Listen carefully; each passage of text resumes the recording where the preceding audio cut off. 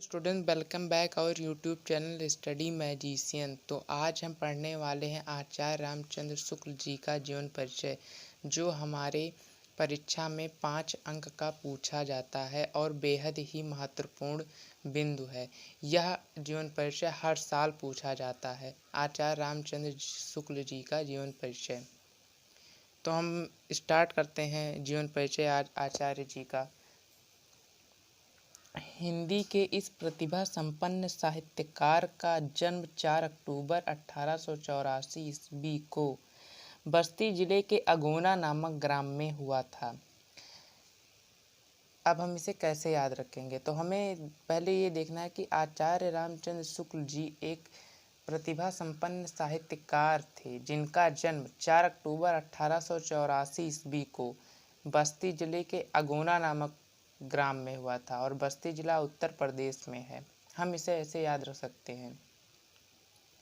इनके पिता का नाम पंडित चंद्रबली शुक्ल था, जो सुपरवाइजर कानूनगो थे।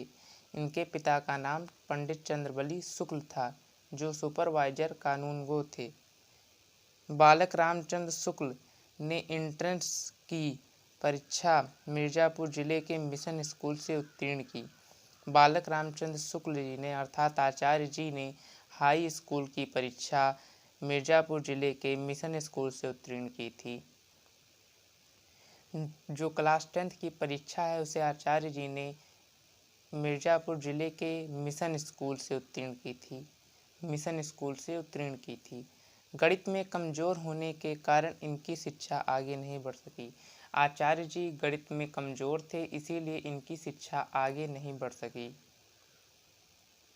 और इन्होंने मिर्ज़ापुर के न्यायालय में नौकरी कर ली।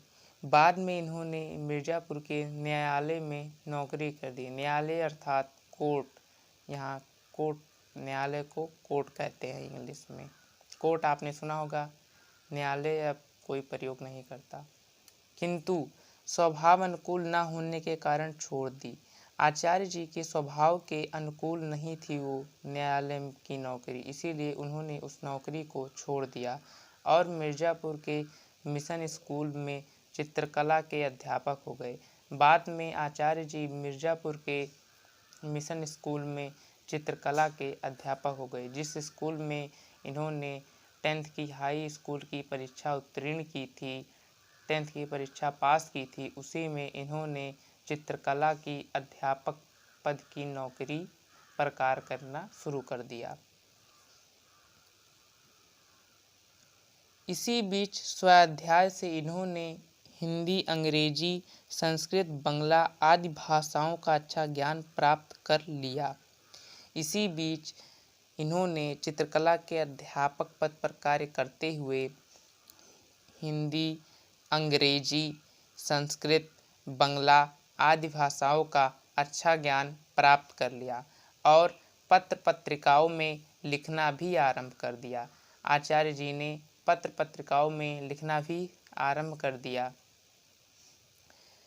बाद में इनकी नियुक्ति काशी हिंदू विश्वविद्यालय में हिंदी के प्राध्यापक पद पर हो गई। बाद में जो है आचार्य जी की नियुक्ति काशी हिंदू विश्वविद्यालय में हिंदी के प्राध्यापक पद पर हो गई।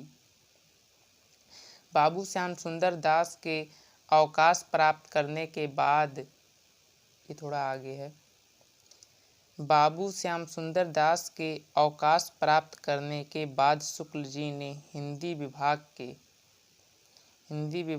के अध्यक्ष पद को भी सुशोभित किया।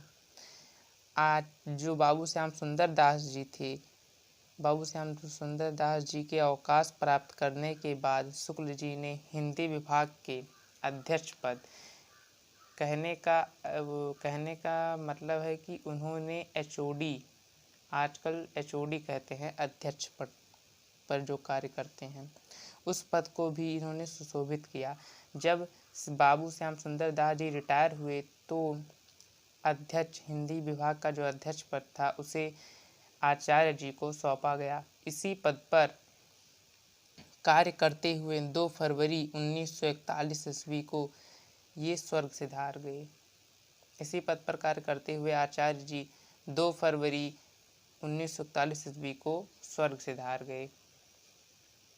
जैसे जैसे जिन जिन पॉइंटों को मैंने काले पेन से लिखा है, आप ऐसे परीक्षा में अपने उस पॉइंट को काले पेन से लिख दीजिएगा, ताकि ये एग्जामिनर पर एक अलग इम्प्रेशन छोड़ सके।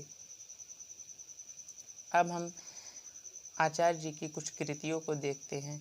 शुक्ल जी उच्च कोटि के निबंधकार ही नहीं, अपितु युग प्रावर्तक आलोचक भी रहे। इनकी कृतियाँ इस प्रकार हैं। पहला, निबंध संग्रह चिंतामणि, भाग 1 व 2 तथा विचार बीथी। इतिहास, हिंदी साहित्य का इतिहास। एक बार और देख लीजिए, निबंध संग्रह चिंतामणि भाग 1 व 2 तथा विचार बीथी, ये अलग है। भाग चिंतामणि भाग 1 व 2 अलग है, और दूसरी जो निबंध संग्रह है वह विचार बीथी है।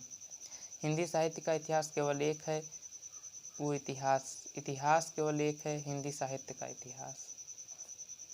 आई होप आप लोग को आचार्य जी का जीवन परिचय समझ में आया होगा। अगर समझ में आया है तो हमारे चैनल को इस वीडियो को लाइक एंड चैनल को सब्सक्राइब जरूर कर दीजिएगा, और भी आगे ऐसी वीडियो आती रहेंगी। Thank you for watching this video.